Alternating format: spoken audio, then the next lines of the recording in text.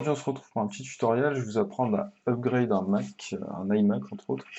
Donc la config actuelle du truc, c'est un i5 3330S à 270 en quad-core avec 8 Go de RAM et 1 Tera de disque dur. Il faut savoir que c'est un Mac, un iMac 21 pouces 5, c'est-à-dire qu'on ne peut pas upgrade la RAM comme ça, comme on veut. Il faut obligatoirement démonter l'écran. Du coup, les composants que je veux mettre, c'est un i7 3770K, 16 Go de RAM, un SSD de 500 Go, mais vous verrez dans la vidéo que je l'avais déjà fait auparavant, du coup, vous allez voir comment le mettre, mais, mais ça sera déjà fait. Au niveau de la difficulté, c'est pas si compliqué que ça, à partir du moment où on fait attention à ce qu'on fait, on a les bons outils, c'est quelque chose qui est assez simple à faire. En termes de coût, c'est relativement correct, j'ai envie de dire. On peut trouver un i7 3770K pour une centaine d'euros. Moi, je l'ai pris à 130 euros, je crois. 8 Go de RAM, je crois que j'ai payé. Non, j'ai pris 16 Go de RAM. Je crois que je les ai payés 70 euros. En termes de coût, c'est relativement correct. Sachant que cet iMac aujourd'hui coûte pas du tout cher. Moi, je l'ai acheté 370 euros. Du coup, honnêtement, on est sur une config qui coûte pas très cher. Après, c'est sûr que c'est pas un truc dernière génération, mais ça se démerde très bien, quoi. Donc moi, mon iMac, il sert principalement pour jouer parce que j'ai en fait un petit délire de comment ça s'appelle de carte graphique externe, c'est-à-dire j'ai un dispositif qui me permet de brancher ma carte graphique en externe via les ports Thunderbolt du Mac. Au niveau de la stabilité, moi j'ai pas de problème, genre ça se déconnecte pas, j'ai pas des freezes, j'ai pas des blue screens, pas ce genre de trucs. Et par contre en termes de silence, ça c'est vraiment une tuerie parce que on peut dire ce qu'on veut au Mac au niveau du silence, c'est quand même pas mal. Sur quel iMac vous pouvez appliquer ce tuto? Alors en fait ça peut s'appliquer sur plusieurs Mac. Les 27 pouces, ça sera un peu différent. Parce que par exemple, si vous voulez mettre un SSD sur un 27 pouces, il vous faudra une, une espèce de petit truc pour chanter. Parce qu'en fait, les iMac 27 pouces ont une sonde de température sur leur disque dur. Et du coup, quand vous voulez mettre un SSD, il va falloir prendre quelque chose qui va chanter cette sonde et qui va éviter que le ventilateur du Mac tourne à 100% en permanence. Pour les 21 pouces, c'est différent. Vous pouvez brancher n'importe quel disque dur de pouce 5, ça passera nickel. Donc en termes de CPU, en fait, à partir du moment où le CPU n'est pas soudé, théoriquement, on peut mettre un peu ce qu'on veut de la génération d'Intel. Donc par exemple, si c'est un Mac avec la 5e génération d'Intel et qu'on a un i5 de base, on pourra mettre le i7, le meilleur i7 de la génération sans souci. Au niveau des outils, alors moi je vous conseille de prendre, alors il y a une espèce de roulette galette pizza Fixit a fait pour démonter l'écran. Je vous conseille de la prendre parce que moi j'ai fait avec une carte bancaire, bon c'est pas le feu, mais bon ça peut le faire aussi si vous y connaissez un peu dans le démontage de téléphone et tout et que vous avez l'habitude de faire ça un peu à l'arrache, honnêtement, ça vous posera pas de problème d'ouvrir un Mac avec une carte bancaire. Mais pour ceux qui ont un peu peur ou ça, je vous conseille de prendre l'outil, je le mettrai dans la description, il n'y a pas de souci. Et puis, ce qu'il faut, c'est comment ça s'appelle, des outils de démontage informatique, enfin informatique ou téléphone, avec des pas scipants, je sais pas comment on appelle ça, ouais, des pas étoiles et tout ça. Parce que comme Mac a pas mal de vis, j'ai envie de dire propriétaires, c'est plus des vis spécifiques, il faut forcément avoir les outils pour les démonter. Du coup, c'est parti pour le tuto. Donc, on attaque par démonter l'écran. Donc, il y a de la colle uniquement sur les côtés, enfin sur les bords de l'écran, droite, gauche et haut en haut. Donc, ça va s'enfoncer assez facilement. Il faut juste repérer les endroits où l'écran est légèrement décollé de base.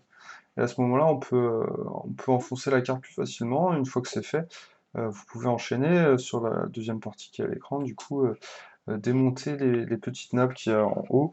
Donc vous avez deux nappes, une pour l'alimentation, une pour l'image. Celle de l'image a un petit loquet où il faut faire attention de ne pas l'arracher parce que sinon bah, l'écran ne marchera plus. Sachant que ça coûte cher par contre.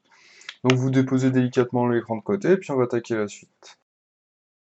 Donc voilà comment ça se présente. Donc je vous conseille, moi, c'est de dévisser toutes les vis d'un quart de tour. C'est histoire de dégripper toutes les vis un coup avant de commencer le démontage complet de l'ordinateur. Donc là, ce que l'on va commencer par faire, c'est démonter le disque dur. Donc vous avez 4 vis pour le disque dur. Donc moi c'est un SSD déjà, vu que je l'ai déjà démonté. Donc vous retirez les caches, vous retirez les nappes du disque dur, donc faites un peu attention. Moi c'est vrai que c'est un peu compliqué vu que j'ai qu'une main pour le faire, parce que je filme de l'autre. Hop, ça c'est fait. Et là, donc ensuite, on va attaquer le bloc d'alimentation. Donc le bloc d'alimentation, faut faire très attention parce qu'en fait, il y a des condensateurs qui peuvent se décharger, donc il faut éviter de toucher les soudures parce que moi, je me suis déjà pris un coup de jus sur un Mac que j'avais déjà démonté il y a un moment et putain, ça fait mal. Donc on commence par enlever le petit boîtier où se trouve le disque dur.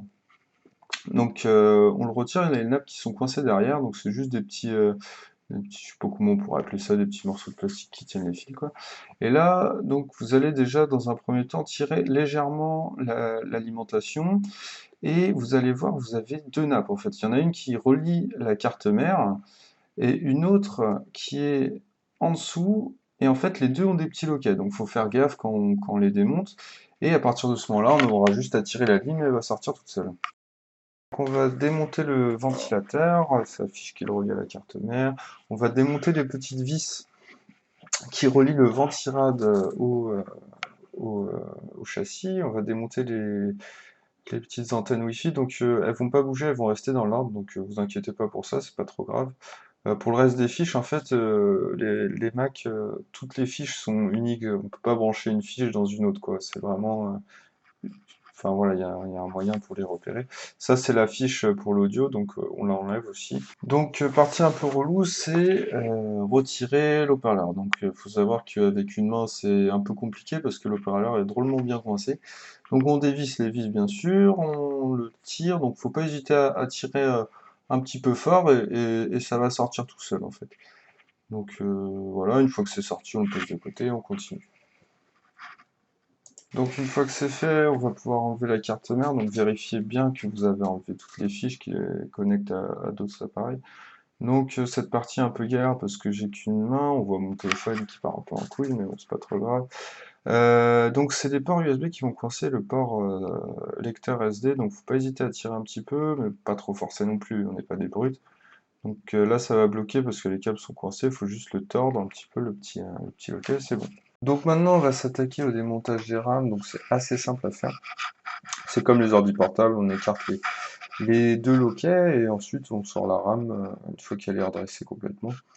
Et voilà, ensuite on va pouvoir s'attaquer au démontage du ventirad. Donc je vous conseille de démonter le ventirad en commençant par celui en triangle, donc celui du GPU, et ensuite démonter celui du CPU à l'arrière. Une fois que c'est fait, vous avez juste à retirer la carte mère et le processeur va rester sur le ventirad. Pas d'inquiétude, c'est normal, il est collé avec la pâte thermique. Et il n'y a pas de système pour le bloquer comme sur les ordi fixes. Donc on nettoie les surfaces et on va pouvoir installer notre petit 3770K, processeur qui est encore viable aujourd'hui, malgré son âge. Donc il y a des moyens de repère, hein, on ne peut pas se tromper quand on remet un processeur, c'est toujours la même chose. Il y a deux petits traits qui permettent d'éviter de le mettre dans le mauvais sens. On applique la pâte thermique.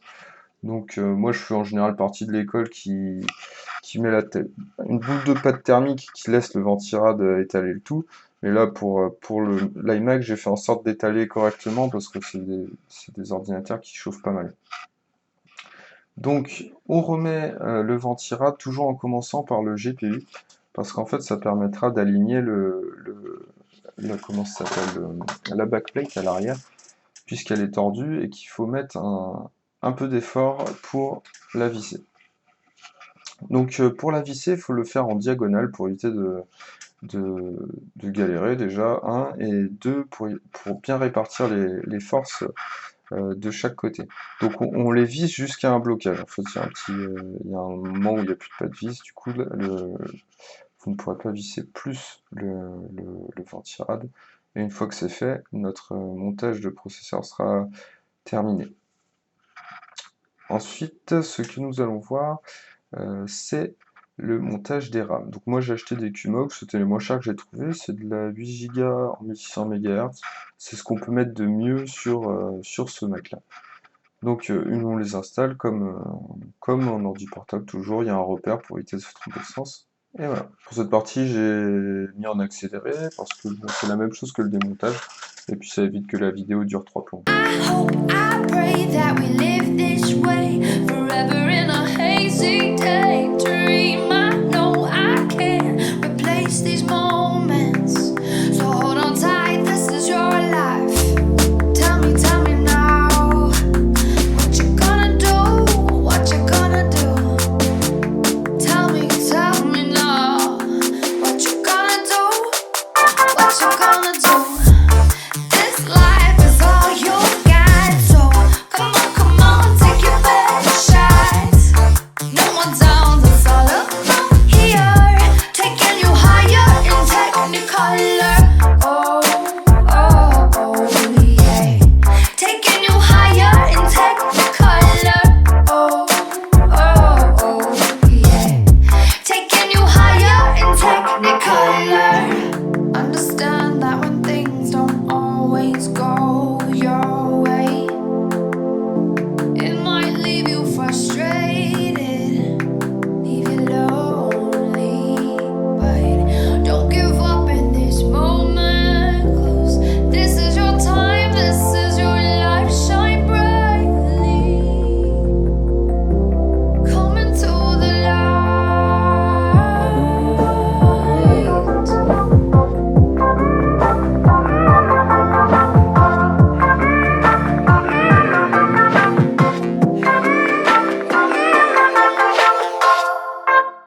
Tell me now, what you gonna do, what you gonna do. This life is all you got, so come on, take your best shot. No one down, that's all alone here, taking you higher in technicolor. Oh, oh, oh, yeah. Taking you higher in technicolor. Oh, oh, oh, yeah. Taking you higher in technicolor. This life is all you got, so come on, take your best shot. No one down, that's all alone here, taking you higher in technicolor. Oh, oh, oh, yeah. Taking you higher in technicolor. Oh, oh, oh, yeah. Taking you higher in technicolor. Donc ensuite, on va remettre les bandes collantes. Donc c'est assez simple à remettre, hein. En fait, il y a des repères dessus avec les angles. Donc une fois que c'est mis, on va pouvoir réattaquer le montage de notre écran. Donc pour remontrer notre écran, il y a une petite technique, c'est qu'en fait, donc on le pose au bout comme ça, et on le bascule en fait pour le déplacer, pour le mettre bien bord à bord, pour éviter qu'il y ait un bord qui soit un peu décalé par rapport à la surface en aluminium. Donc une fois que c'est fait, vous allez pouvoir enlever chaque côté le scotch. Donc je vais pas vous mentir, dans cette partie j'ai un peu triché parce que avant de remonter tout, j'ai branché mon PC pour regarder si tout allait bien. Si vous faites ça, vous inquiétez pas si le ventilateur tourne à 100%, c'est normal, c'est parce qu'en fait un des capteurs thermiques est sur l'écran. Du coup le ventilateur du Mac va se mettre en défaut et s'accélérer à 100%. Donc là je suis en train de rebrancher les nappes, on voit pas très bien avec ma main. Donc toujours pareil, comme je disais au moment du démontage, vous avez un petit loquet donc pour la partie vidéo. Donc vous remettez votre petit loquet et ensuite vous remettez comment ça s'appelle, l'alimentation électrique de l'écran. Donc vous me voyez un peu galérer parce que j'essayais, au début je voulais faire en sorte que ça soit visible dans la vidéo, mais c'est vrai que c'est pas très facile, sachant que j'étais tout seul pour remonter l'écran. Donc ensuite on retire les petits, comment ça s'appelle, les petites bandes de papier, et on va pouvoir recoller notre écran. Donc petite précision, j'ai oublié de le dire, mais je mettrai le lien où j'ai acheté les autocollants, enfin les bandes autocollants. Je les ai achetés sur eBay, je les ai pas achetés cher, je me souviens plus trop, moins d'une dizaine d'euros je crois. Et donc, une fois qu'on aura bien comment ça s'appelle, bien appuyé les bords d'écran, on va pouvoir redresser notre Mac et l'upgrade sera terminé. Donc voici mon setup, donc un setup triple screen Full HD avec un écran 144 Hz au milieu de MSI. Donc il y a une petite Nvidia GTX 1060 de VGA en carte graphique externe qui sont reliés aux deux écrans externes du coup. Et l'écran interne du Mac qui est géré par sa carte graphique qui est je crois une GT 640. Donc mon Mac est sous Windows, donc pour ceux qui me posent la question, l'upgrade marche aussi sur Mac OS X, il n'y a pas de souci, hein. C'est juste que moi, comme je joue sur cet ordinateur, j'ai besoin de Windows, parce que bon, forcément tous les jeux sont développés sous Windows, et c'est beaucoup plus pratique comme ça. Donc mon ordinateur met du temps à démarrer, c'est parce qu'entre le moment où Windows démarre et ou le moment où on rentre son mot de passe, en fait, l'ordinateur charge les drivers de la carte graphique externe, du coup il faut qu'il l'initialise, etc., etc. Donc on va tout de suite regarder si le processeur a bien été upgrade, et du coup maintenant on a un PC avec un i7-3770K et 16 Go de RAM, pardon. Donc notre upgrade s'est bien passé. Donc j'espère que vous avez aimé cette vidéo et puis qu'elle vous aidera si vous souhaitez upgrade votre Mac.